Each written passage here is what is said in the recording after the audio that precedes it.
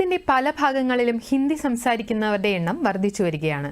കഴിഞ്ഞ ഒരു ദശാബ്ദക്കാലമായി ഹിന്ദി ഭാഷാ പ്രചാരണ രംഗത്ത് സജീവമായി നിൽക്കുന്ന സംഘടനയാണ് രാഷ്ട്രഭാഷാവേദി. ഹിന്ദി പ്രചാരണത്തിനായി വിവിധ പരിപാടികളാണ് സംഘടനയുടെ നേതൃത്വത്തിൽ നടത്തിവരുന്നത്. കോഴിക്കോട് നിന്നുള്ള റിപ്പോർട്ട്.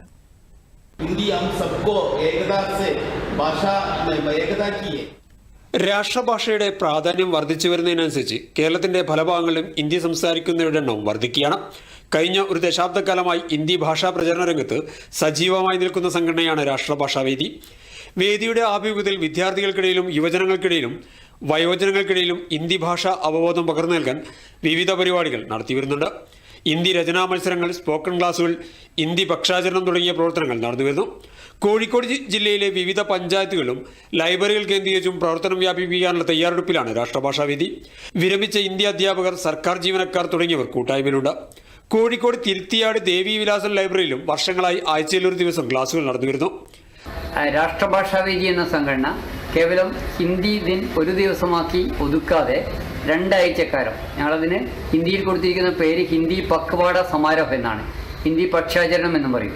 2 ആഴ്ചക്കാലം ഇതേപോലെ UP സ്കൂളിലെ കുട്ടികൾക്ക് വേണ്ടി, ഹൈസ്കൂളിലെ കുട്ടികൾക്ക് വേണ്ടി, ഹിന്ദി കോളേജുകളിലെ കുട്ടികൾക്ക് വേണ്ടി വിവിധ മത്സര പരിപാടികൾ സംഘടിപ്പിച്ചുകൊണ്ടിരിക്കുകയാണ്.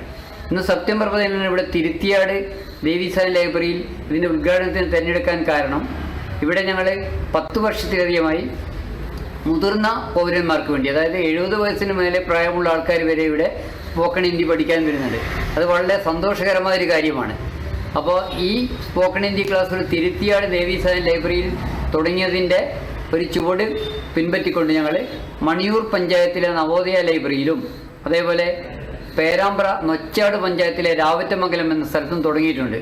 രാഷ്ട്രഭാഷയുടെ പ്രാധാന്യം വർദ്ധിച്ചു വരുന്നതിനനുസരിച്ച് കേരളത്തിന്റെ പല ഭാഗങ്ങളിലും ദക്ഷിണ ഭാരത ഹിന്ദി പ്രചാര സഭയുടെ പൊതുപരീക്ഷകൾ എഴുതുന്നവരുടെ എണ്ണവും വർദ്ധിച്ചു വരികയാണ്.